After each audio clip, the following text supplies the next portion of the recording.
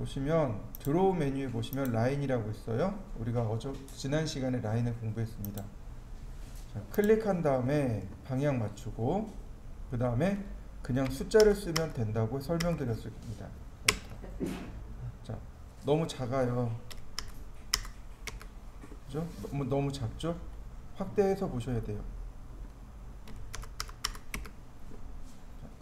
그리고 자연스럽게 폐곡선이 되면 이렇게 면이 하나 만들어집니다. 이건 라인이에요. 자,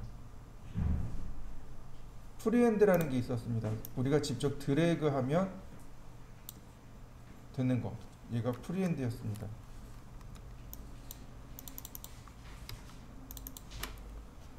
그 다음에 아크입니다. 중심점, 그 다음에 시작점, 끝점. 그러면 호가 하나 만들어집니다. 한번 해보실래요? 자, 아크가 제일 첫 번째 있어요. 중심점, 시작점, 그 다음 끝점. 그러면 이렇게 아크가 그려집니다. 한번 해보시죠. 자, 다음 보시면 투포인트 아크라는 것이 있습니다. 투포인트 아크. 자, 시작점, 그 다음에 끝점, 그 다음에 중간점. 시작점, 끝점, 중간점입니다. 한번 해보시죠. 투포인트 아크 시작, 중심, 끝입니다. 아니, 시작, 끝, 중간점.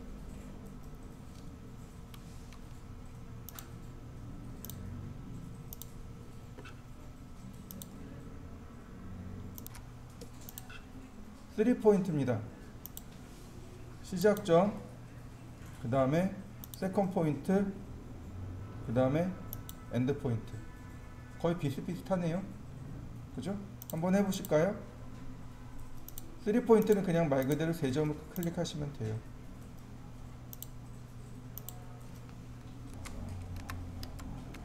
마지막으로 파이.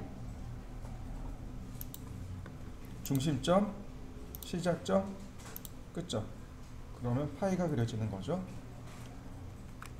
아크를 가지고도 할 수 있습니다. 중심점, 시작점, 끝점이죠. 라인 그리면 돼요. 라인 그리면 결국 파이가 돼요. 단지 파이가 좋은 점은 조금 더 손쉽게 그릴 수 있다는 거죠. 이렇게요.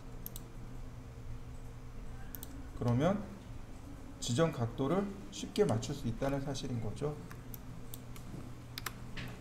자, 그리고 우리가 또 공부한 게 뭐였냐면 렉탱글, 사각형 그리기예요. 대각선으로 그리면 된다고 설명을 드렸고요. 클릭한 다음 가로의 길이, 쉼표, 세로의 길이 라고 숫자를 쓰고 엔터. 그러면 가로와 세로의 크기를 숫자로 금방 쉽게 맞출 수 있어요. 자, 한번 만들어 보실까요? 로테이트드 앵글, 그 다음에 시작점 지정하고 각도, 예를 들어서 30도, 쉼표, 선의 길이,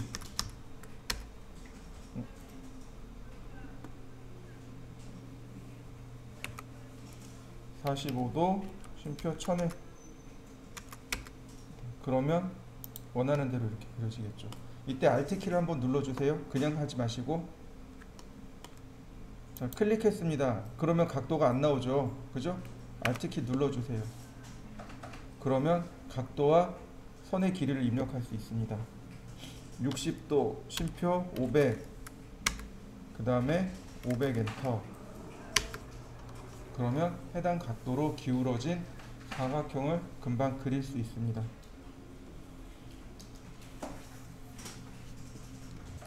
서클, 네. 중심, 반지름이죠. 중심, 반지름. 중심점 지정하고 반지름 입력하면 해당 원이 그려지겠죠. 이때 우리가 기억해야 될 게 있어요. 서클 명령을 누른 다음에 바로 중심점 입력하지 말고 서클의 모양을 지정해 주시면 돼요. 예를 들어서 지금 서클 명령어 실행했잖아요. 이 상태에서 육각형 6엔터 그러면 이렇게 육각형 모양이 만들어집니다. 서클인데 이렇게 만들어져요. 서클을 누르고서 모서리의 개수를 지정하면 됩니다. 5개. 그리고 중심 지정하고 반지름 지정하시면 돼요. 서클, 그 다음에 모서리 24개, 그 다음에 중심, 반지름. 원래는 이렇게 24각형인 거죠.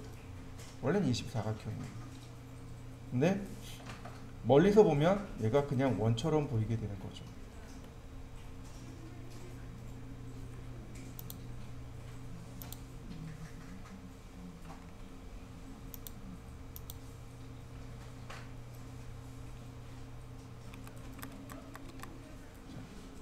폴리곤도 마찬가지입니다.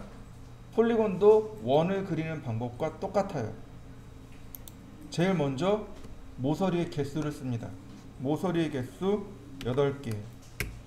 그 다음에 중심, 반지름. 똑같습니다. 모서리의 개수 24개. 그리고 모서리의 개수 24개. 그 다음 중심, 반지름. 어때요? 일반 원하고 똑같이 나오죠? 드로잉 명령어는 이게 다예요. 이것만 가지고 우리가 작업을 합니다. 자, 이때 우리가 봐야 될 게 뭐냐면 우리가 계속 썼던 게 풀앤푸시였죠? 자, 이렇게 풀앤푸시로 돌출합니다.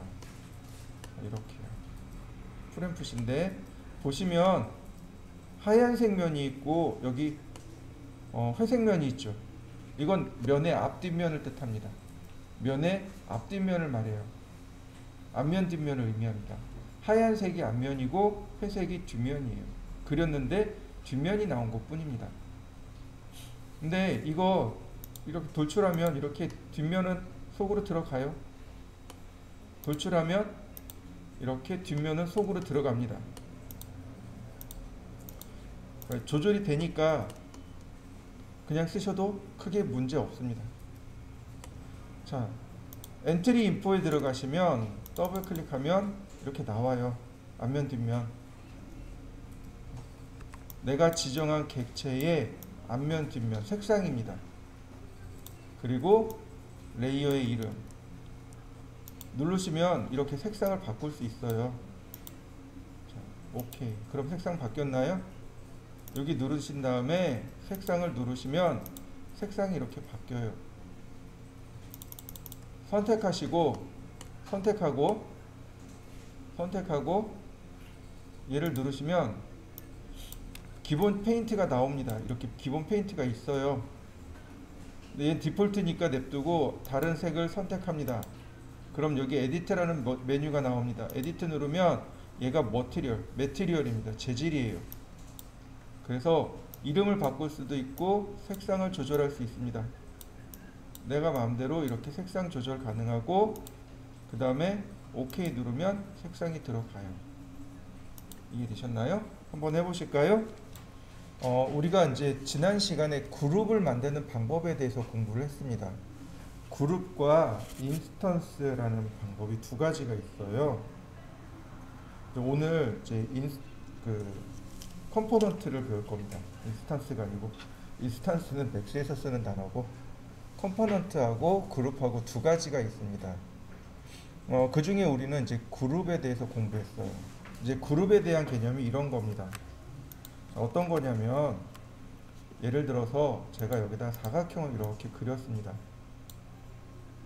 그죠? 그리고 여기서 풀앤푸시로 돌출을 했어요. 그리고 다시 여기서 사각형을 이렇게 그렸습니다. 그러면 어떻게 될까요?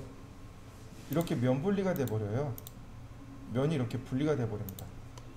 면이 합쳐지기도 하고 그냥 분리가 돼 버려요.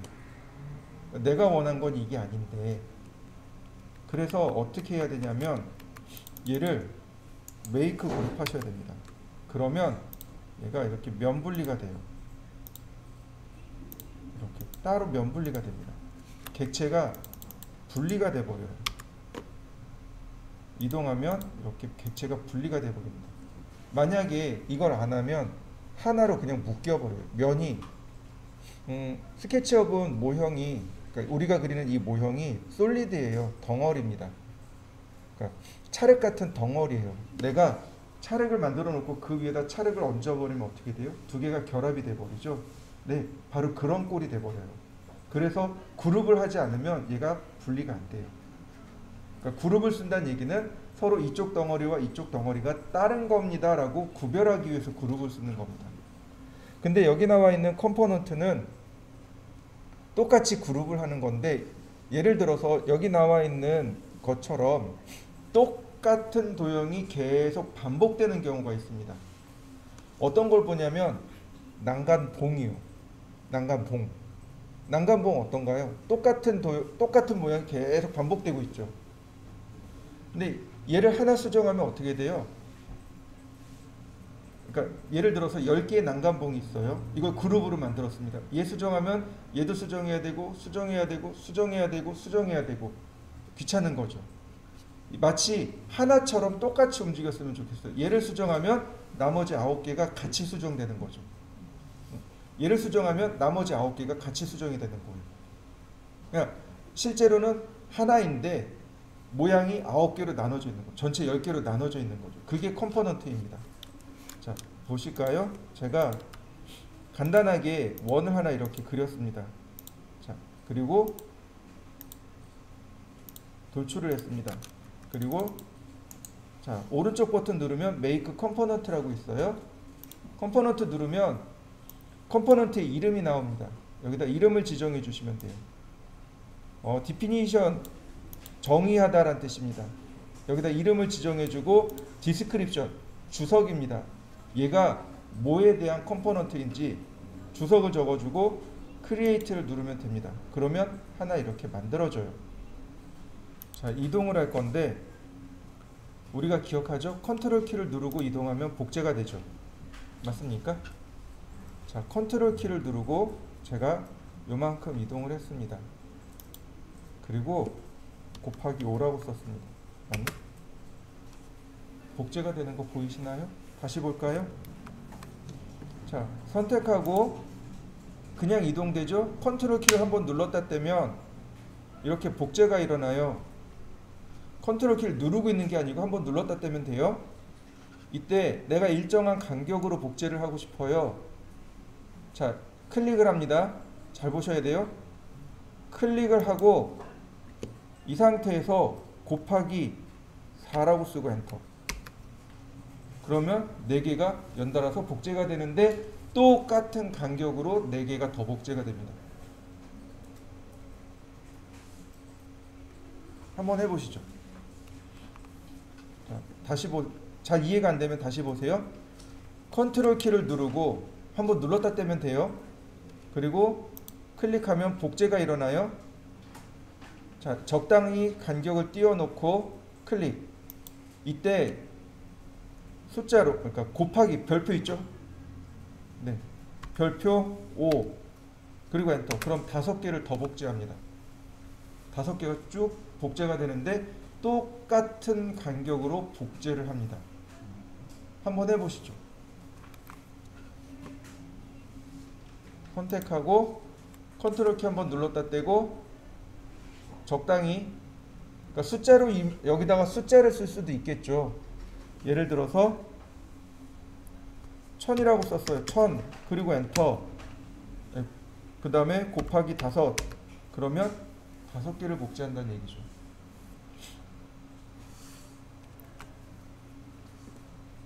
선택하고 적당히 간격을 누르고 그 다음 곱하기 5 그러면 전체 5개를 복사해요. 그러니까 전체 총 개수가 6개가 되는 거죠. 자, 똑같이 복사를 하는 건데 이렇게도 가능해요. 이동합니다. 컨트롤 키 누르고 전체 딱 누릅니다. 그 다음에 나누기 5 곱하기 5는 그러니까 곱하기하고 숫자를 쓰면 그 개수만큼 더 복사하세요 라는 얘기고, 나누기를 쓰면 그 사이에다가 복사를 하세요 이런 뜻이 돼요.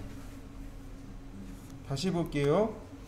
컨트롤 키를 한번 눌렀다 떼고, 자, 전체 복사될 개수, 시작과 끝입니다. 시작과 끝이에요. 시작과 끝을 클릭하고 그 다음에 나누기 숫자를 쓰면 됩니다. 그러면 그 개수만큼 똑같이 등분이 들어갑니다. 자, 오른쪽 버튼 누르면 에디트 컴포넌트라고 하는 메뉴가 나와요. 에디트 컴포넌트. 근데 굳이 에디트 컴포넌트를 누르지 않아도 돼요. 더블 클릭하시면 됩니다. 그러면 이렇게 컴포넌트가 오픈이 돼요. 이때 풀앤푸시로 사이즈를 줄여보죠. 어떻게 되나요? 같이 크기가 늘어났다 줄어들었다는 거 보이시나요? 이게 컴포넌트의 특징입니다.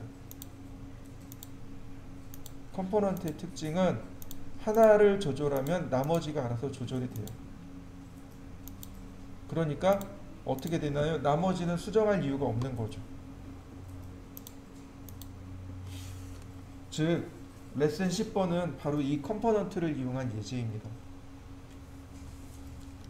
50에 50이라고 했고요. 자, 복제를 할 겁니다. 100 아니 200 엔터 곱하기 5개. 그러면 복제된 거 보이시죠? 자, 길이를 재보겠습니다. 여기서부터 여기까지 200인 거 보이시나요? 네. 여기서부터 여기까지가 200이 아니고, 여기가 200이 아니고 여기서부터 여기까지가 200입니다. 이해되시나요? 네. 우리가 복제를 할 때 유념해야 될 게 바로 이겁니다.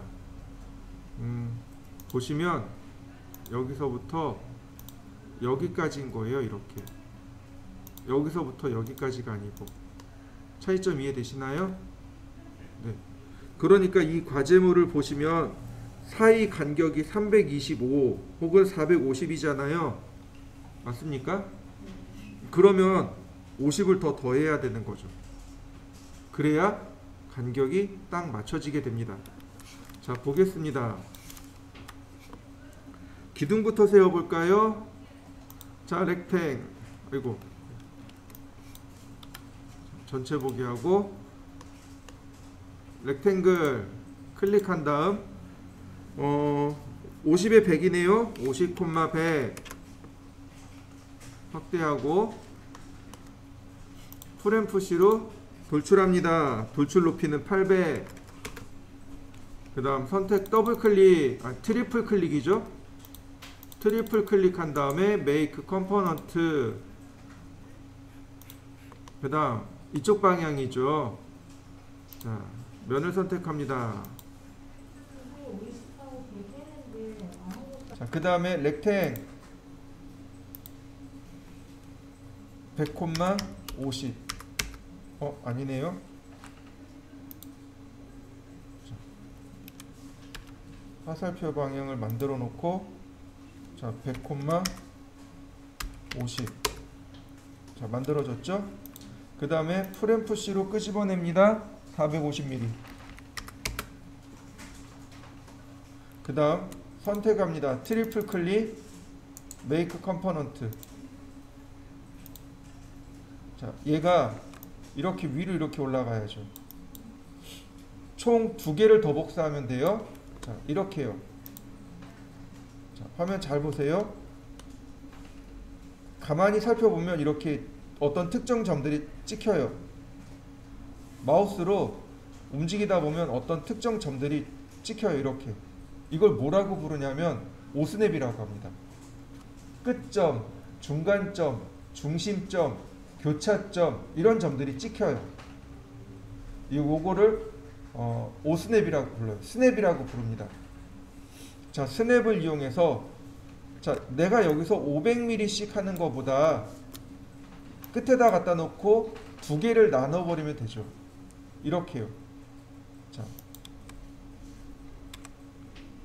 이렇게요. 끝에다 여기다 놓고 클릭하고 나누기 2 하면 딱 가운데 들어가는 거 맞습니까? 자, 이렇게 하셔도 돼요. 방법은 하나만 있는 게 아니잖아요. 컨트롤 키 누르고 500 엔터 곱하기 2 엔터. 어머, 500 아닌가요? 아, 400이네요. 아니지. 375네요. 클릭하고 컨트롤 키 375 엔터 곱하기 2 엔터. 맞나요? 계산이 어렵잖아요. 그러니까 컨트롤 키 누르고 끝점 갖다 놓고 나누기 2. 그러면 금방 개수가 만들어지겠죠. 자, 마찬가지 같이 다 선택하고, 자, 끝점에서 컨트롤 키 누른 다음, 자, 끝점까지 갖다 놓고 곱하기 2 엔터. 마지막 하나만 더 복제하면 되는 거죠. 먼저 선택 먼저,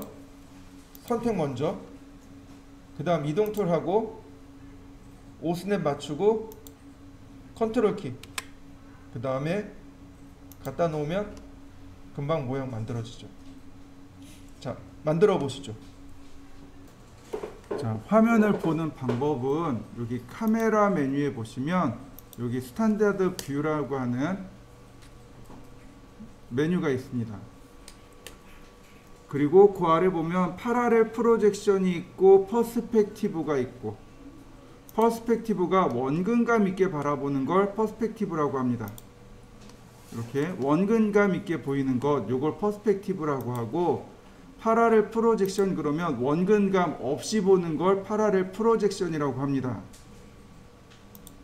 이해되셨나요? 다시 한번 볼까요? 파라렐 프로젝션은 원근감 없이 화면을 바라보는 거고, 퍼스펙티브는 원근감 있게 화면을 바라보는 걸 말합니다. 먼저 원근감을 빼세요. 그 다음에 탑뷰로 갑니다. 그러면 하늘에서 내려다본 뷰가 이렇게 만들어집니다. 라인을 그릴 거예요. 자, 이렇게요. 자, 스케치업에서 선을 그릴 때 사용하는 방법이 두 가지가 있는데, 하나는 절대 좌표라는 것이 있습니다. 또 하나는 상대 좌표라는 것이 있어요. 절대 좌표는 이렇게 씁니다. X, Y, Z. 상대 좌표는 이렇게 씁니다. X, Y, Z. 이렇게 씁니다. 이 대괄호가 들어가야 돼요. 이 소괄호가 들어가야 됩니다. 절대 좌표라고 하는 것은 스케치업이 가진 좌표, 즉 원점부터 시작하는 걸 말합니다. 여기 나와 있는 요 점 있죠? 여기 있는 점에서부터 얼마 떨어져 있는가. 예를 들어서 라인 대괄호 열고 닫고 0, 0, 0 그리고 엔터. 자, 안 잡히나? 자, 여기서부터 봅시다. 그럼 여기까지가 대괄호 100, 0, 0 선 그려지는 거 보이시나요? 자, 대괄호 100, 100, 0 선 그려지는 거 보이시죠? 자, 다시 한번 볼까요? 대괄호 0, 100, 0 이렇게요. 대괄호 X0, Y0, Z0. 뭐 하나 잘못 들어갔네요. 0, 0, 자, 그려지는 거 보이시죠? 네, 이렇게 값을 넣는 걸 절대좌표라고 합니다. 절대좌표보다는 아무래도 상대좌표를 조금 더 쓸 거예요. 상대좌표라고 하는 건 현재 위치에서 얼마 떨어져 있느냐 이 얘기입니다. 여러분들 교재를 보시면 대각선으로 선이 그려지는 것들이 있을 거예요. 이거 다 상대좌표입니다. 자, 라인 시작 위치를 대충 찍었습니다. 자, X가 50이고 쉼표 Y가 0이고 Z가 0입니다. 그 다음에 X가 0이고 Y가 50이고 Z가 0입니다. 그리고 다시요. 자, X가 50이고 Y가 0입니다. 그 다음에 X가 0이고 Y가 50이고 Z를 안 쓰셔도 돼요. 쉼표까지는 찍고 엔터. 자, 그 다음에 대각선으로 선이 들어가요. X가 50이고 Y가 50입니다. X가 50이고 Y가 50입니다. 그 다음에 150, 0, 0. 또 그러네.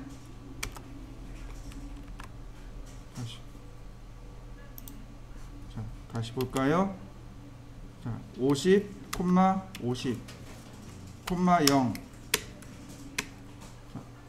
그 다음에 이 방향으로 가야죠. 150, 0, 0.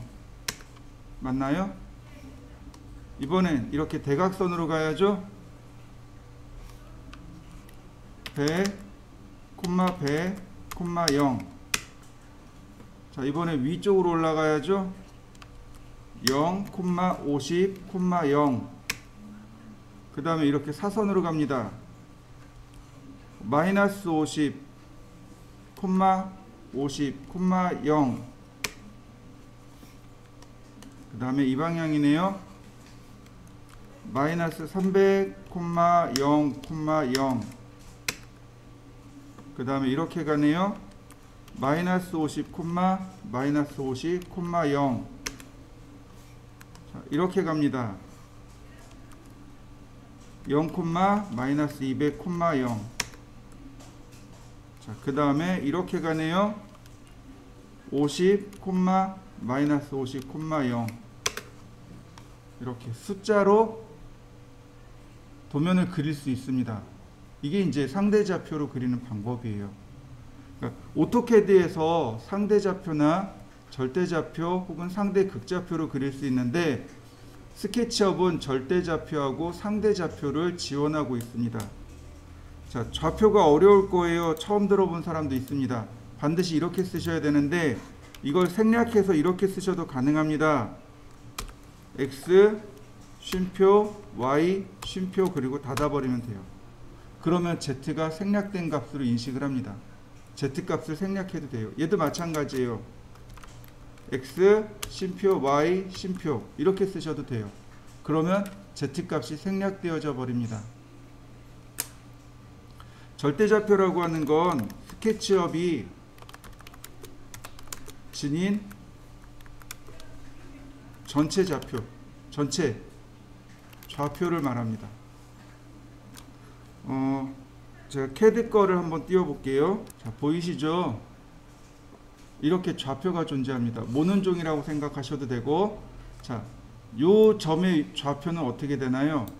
X가 3이고 Y가 2인 점이죠. 그러니까 3,2 이렇게 쓰면 돼요.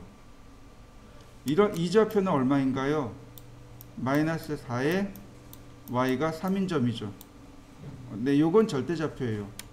여기는 0,0에서부터 얼마 떨어져 있는가를 따지는 거, 요건 절대좌표입니다. 그런데 지금 현재 내가 여기 있어요. 여기다가 점을 찍어놨습니다. 여기까지 선을 그릴 거예요. 그러면 자, 이렇게 X방향으로 몇 칸이 떨어져 있나요? 하나, 둘, 셋, 네 칸 떨어져 있죠. Y방향으로 몇 칸 떨어져 있나요? 두 칸 떨어져 있죠. 네, 그러면 이 점에서부터 이 점까지 거리는 X가 4이고 Y가 2입니다. 이렇게 쓸 수 있어요. 이게 상대좌표입니다. 다시 한번 볼까요? 이 점에 있어요. 현재 이 점에 있습니다. 이 점까지 선을 그리려고 해요. 그러면 이렇게 보시면 됩니다. 이쪽이 플러스 방향이에요. 왜냐하면 이렇게가 플러스 방향이고 이렇게가 마이너스 방향이죠. 그러니까 이렇게는 마이너스 방향입니다. 즉 마이너스 4이고, 자, 위로 올라가면 플러스가 되는 거고, 아래로 내려가면 마이너스가 되겠죠. 네, 마이너스 2칸. 이 점에서 이 점까지의 거리는 마이너스 4에서 마이너스 2 떨어져 있습니다 라고 이야기할 수 있습니다. 이게 이제 상대좌표예요. 자, 이렇게 보시면 됩니다. 지금부터 시청에 가려고 해요. 시청에 가려고 합니다. 그러면 시청에 가기 위해서 시청의 위치를 알아야죠. 시청의 위치를 찾는 방법이 두 가지가 있습니다. 하나는 시청의 위도와 경도를 찾아서 가는 방법이 있어요. 내가 위치한 위도와 경도, 그리고 시청이 위치한 위도와 경도를 찾아서 가는 방법이 있습니다. 얘가 절대좌표예요. 상대좌표라는 건 지금부터예요. 우리가 지금 여기 서 있는 곳에서부터 시청까지 동서남북을 따지는 거죠. 동쪽으로 얼마, 서쪽으로 얼마. 무슨 얘기인지 이해되시나요? 상대좌표가 바로 이런 경우입니다. 우리가 흔히 사용하는 게 바로 상대좌표예요. 선의 길이를 쓰는 게 아니고 몇 칸 떨어져 있느냐 이거죠. x로 몇 칸 떨어져 있고 y로 몇 칸 떨어져 있느냐, 이 얘기입니다. 이게 이제 상대좌표의 개념인데, 지금 보시면 이렇게 되어 있습니다.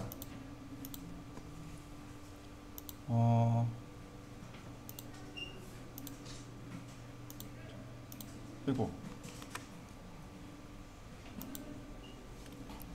자요, 여기서부터 여기까지 길이가 150 떨어져 있죠.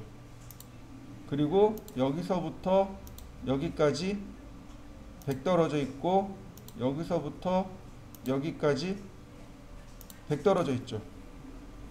그러면 여기서부터 여기까지는 현재점이 여기 있다라고 가정하면 얼마나 떨어져 있나요?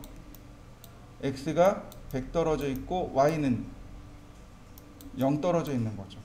수평이니까. 자, 보세요.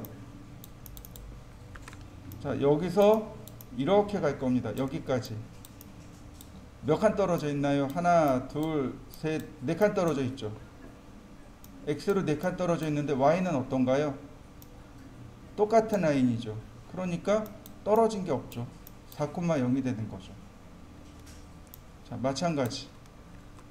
여기서 이렇게 수평 방향으로 갈 거예요. 그러면 x는 150 떨어져 있고 y는 0이 돼 버립니다. 자, 여기서 여기까지 선을 이렇게 그려야 돼요. x로 100 떨어져 있고 y로 100 떨어져 있고. 자, 다시 한번 볼까요?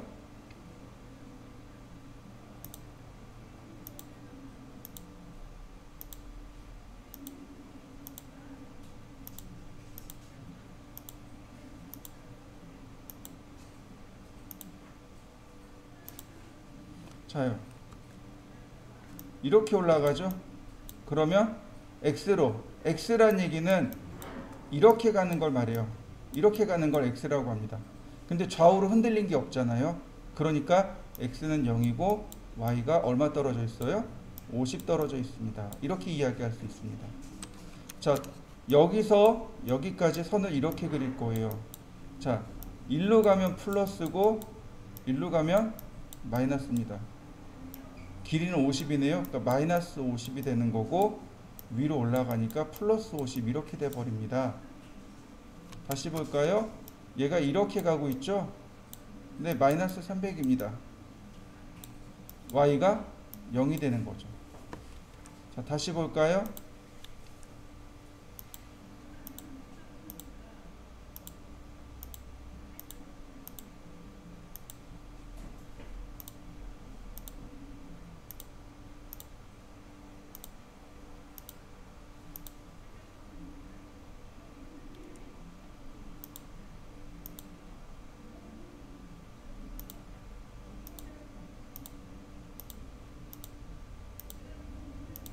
자, 여기서 이렇게 내려가야죠. 마이너스 50에 마이너스 50. 자, 여기서 이렇게 내려갑니다. x가 0이고 y가 마이너스 200. 자, 여기서 일로 이렇게 가야 돼요. x가 플러스 50, y가 마이너스 50. 이해되시나요? 이게 상대좌표의 이유입니다. 이게 상대좌표예요. 그러니까 이렇게 지금 좌표를 이용해서 값을 넣을 수 있어야 됩니다.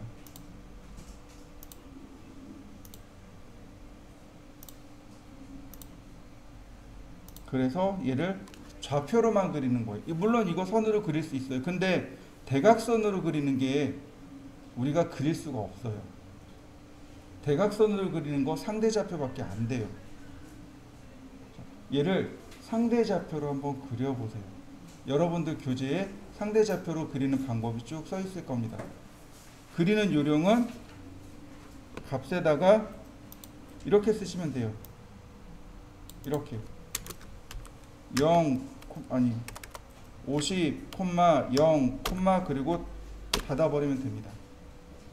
맨 끝에 쉼표하고 Z를 생략, 여기 Z가 항상 이렇게 0이 있어야 돼요. 이거 생략해도 돼요. 쉼표가 2개 찍혀야 됩니다. 그래야 선이 그려져요. 한번 그려보시죠.